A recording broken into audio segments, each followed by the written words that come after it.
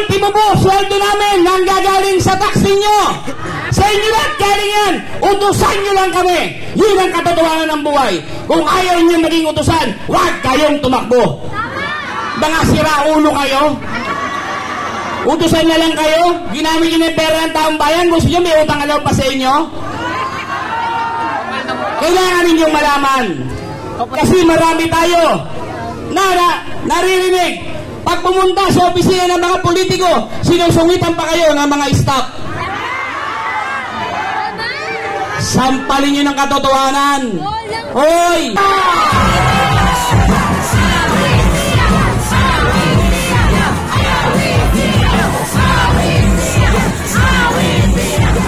Una po sa lahat, tigil mo na yung tanggol. Una po sa lahat, maraming salamat sa Diyos. At maraming salamat sa inyong lahat. Ang isang laki sa hirap na tulad ko, ginawa po ninyong konsehal.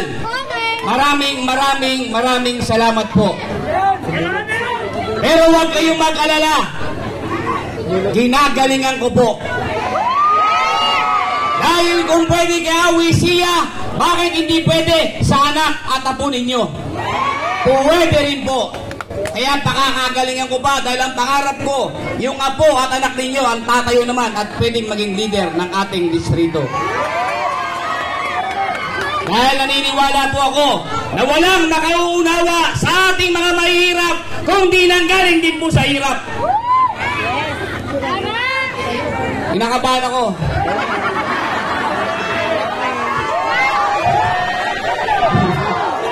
Pagkaharap mo yung kapwa mo mahirap, nakaka-nervyos, bawal ka magsinungaling. Amoy nila agad kung nagsisinungaling ka o hindi. Real talk na lang tayo. Pwede? Taas ang kamay ang nakaranas na pumunta sa opisina ng mga konsehal at ang sinabi, balikan mo na lang. Patay kayo, ang dami. At pagbalik mo, sinabi sa'yo, wala pang pondo, balikan mo na lang. Pagbalik mo, wala si konsehal, balikan mo na lang. Nung sinuwerte ka, binigyan ka, 100. Pamadyak pa lang. Ulat ka na. Tama ba? Pero nung binigyan yung pagkakataon si Awi siya, naka-shirt, naka-chinelas, pagpunta mo sa opisina ko, bukas, ihahatid sa bahay ninyo. May eleksyon man o walang eleksyon.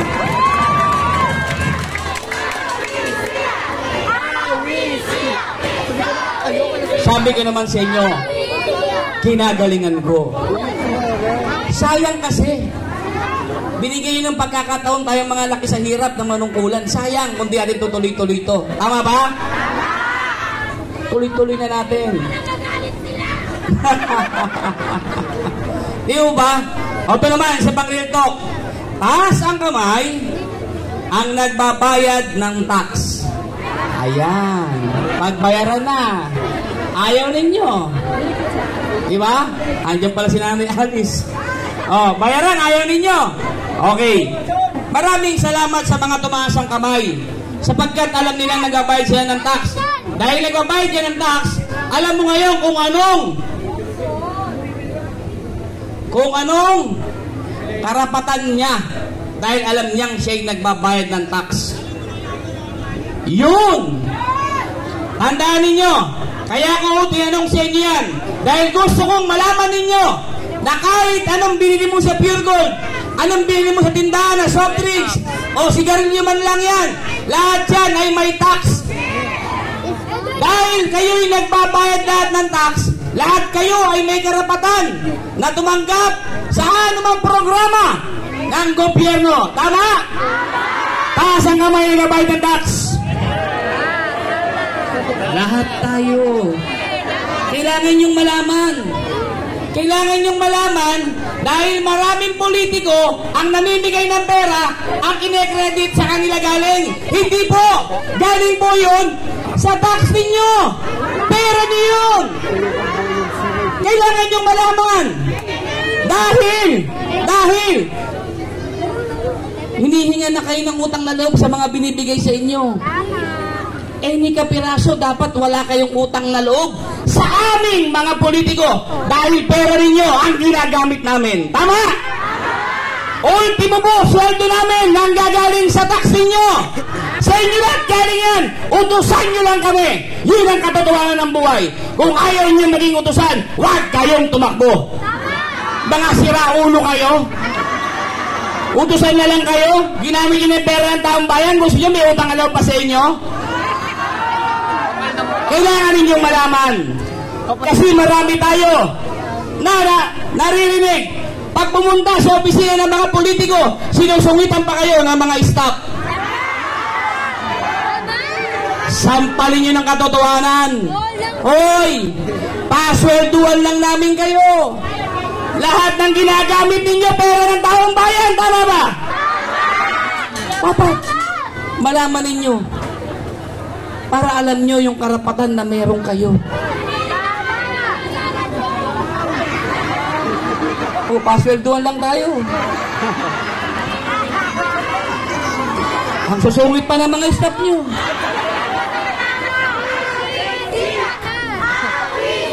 Sabi-sabihan nyo na kahit minsan. Ate, ba't yung laboratory sa labas? 2,000 din yun ah. Ang mahal. Kakainin na lang niya ate. Pinagbabayad nyo pa sa labas ng laboratory. Eh kaya nga siya nagpunta ng public kasi wala silang pera. Papagasyo mo 2,000. Ano ka ba te? Eh ngayon nga, pagpunta ngayon dun may pinamig na nga meron te. Baka hindi mo alam te. Iniimpo. At least hindi, nagkaharapan tayo. Ang tagal katang gusto makaharap.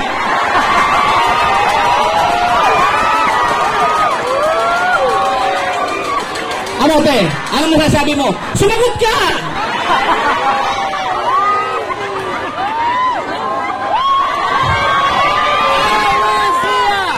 Ano ba ikaw mo sabi ko? Dito ka pa? Saktan ka tuloy. Hindi ba? Pagpunta mo ng public hospital, kaya nga public. Dahil yung taong bayan, walang pera.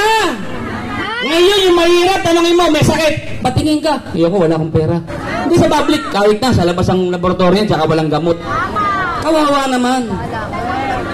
Yung tax ninyo, ang tax ninyo pupunta sa gobyerno, ang gobyerno gagawin dyan programa para maisauli sa inyo. Ano ang kauna-unahang programa? Health. Kalusugan. Kalusugan ang unang dapat pinaglalaanan ng pondo, hindi JO. Kalusugan ang unang pinaglalaanan ng pondo, hindi akap. Hindi ito po. Tapos puro maghanap na kalista. Wala.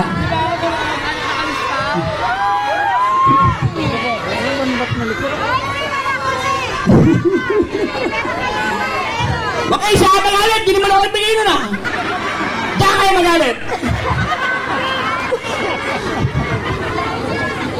Kada isang barangay, sandala yung akap, may libo-libo ang butante. Patay ka, Brad. Maraming di nagkaroon, Brad. Maala ka ba rito, wala naman kayong puso, at ay agad meron kayo. Diba? Kasi ang programa po na para sa tao, ang makakagawa lang yan, yung leader na may puso para tulungan kayo. Panahon ni Isko Moreno, wala kayong binabayaran. Di ba, te? Andun ka nun. Huwag ka magdidinay. Alam mo yan. Eh, kasama to. Kinakalat nyo, disqualified na ako. Walang maniniwala sa inyo, Brad. Awi siya! Awi siya! Kaya yung kinakabahan eh. Pag kinakabahan ako, safe na kayo, ha? Nagre-real talk lang tayo. Kailangan malaman ng taong bayan to. Para alam nila kung sinong pipiliin nila. Hirap na ho kayo. Tandaan ninyo. kaming mga luma, kung iboboto nyo kung kami ulit at bibigyan ninyo yung pagkakataon, kung ano ang ginawa namin ng nakalipas na 3 taon, umasa kayo, yun din po ang gagawin namin pag binigyan nyo kami ng pagkakataon. Kaya yung sa kabila, pag binigyan yung pagkakataon, balik-balik ka ulit, bibigyan ka 100. Bahala kayo. Kayo magdidesisyon eh. Taong bayan ang magdidesisyon. Kayo po ang magdidesisyon. Kayo lang ang nag-uupo sa amin dahil kung wala kayo, wala rin po kami. Kaya kayo, maging matalino. Binigyan ka ng AIX, yakap, tupad, akap, tabi, kandong, lahat na binigay na sa'yo. Ang tanong, yun lang ba ang halaga ng kinabukasan ng anak at apo ninyo? Binigyan ka ng Diyo. Yun lang ba ang halaga ng pagkatao mo para pagtakpan mo na o kampiyan ang mali? Kasalanan sa Diyos yan. Ang paggampi sa mali ay isang kasalanan. Bala kayo Geo-geo pa kayo Di ba? Kami mga leader ay binoboto ng taong bayan. Pinipili kami ng taong bayan at ng Diyos. Kaya kami mga leader, mapabarangay man yan, ang obligasyon namin ay sa taong bayan at sa Diyos. Hindi kahit kaninong politiko na gumaganon na.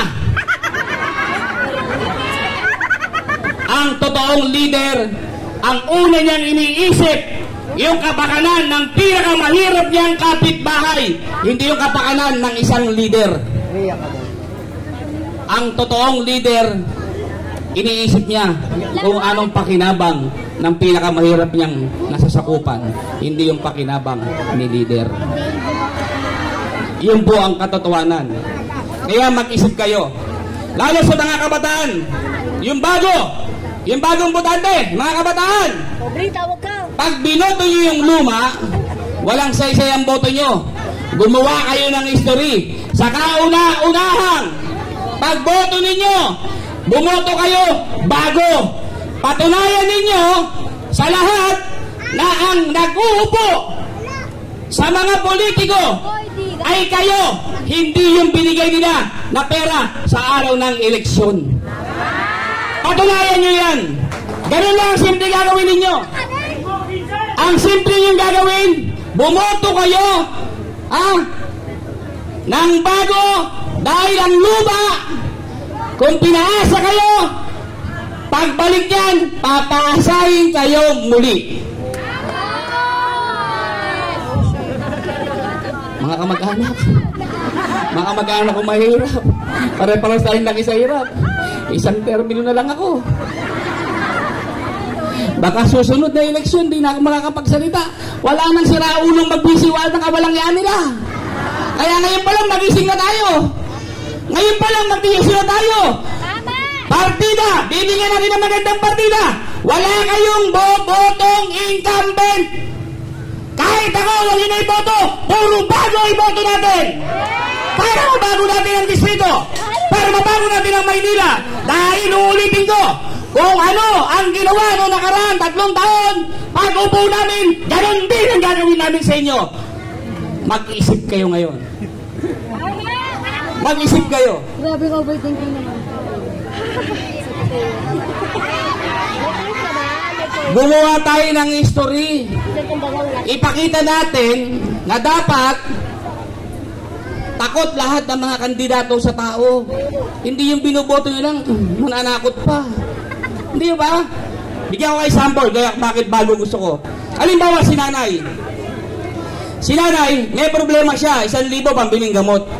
Lumapit siya sa opisina ni Konsyal Awi. Ang kaya ko lang, sa dami ng ingit, 300. Binigyan ko siya 300. Sapat ba yung 300 para masolusyonan yung problema niya? Hindi. Kulang, di ba?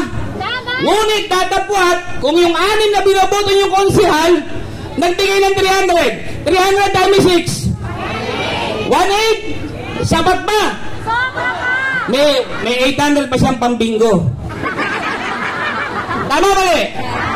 Nangyayari ngayon, pag-eleksyon lang sila mabait. Di ba?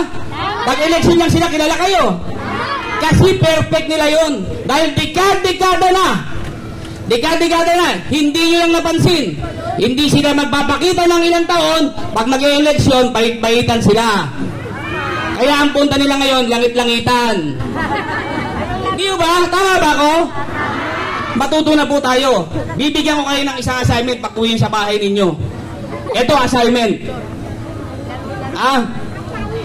May cellphone kayo. May Facebook kayo. May cellphone, may Facebook kayo. Pumunta kayo sa marketplace. Okay, may marketplace to, marketplace. Tignan lang ninyo kung magkano ang presyo ng isang container van. Container van. Nakikita nyo kung magkano presyo. Assignment nyo yan. Kasi gusto ko, yung binigay na utak sa atin ng Diyos, na binigyan tayo ng kanya-kanyang isipan at utak, gamitin ninyo. At kayo magdidesisyon. Kung magkano yung presyo ng container van, makikita nyo ron. Gamitin nyo ang isipan ninyo. Tignan nyo ngayon yung mga pinagagawang barangay hall. Ikumpara ninyo yung presyo at yung presyo ng pinagagawa nilang barangay hall na ang gamit-gamit ay pera ninyo. Maraming salamat sa inyo lahat at magandang gabi. Manila! Thank you! Time! Maraming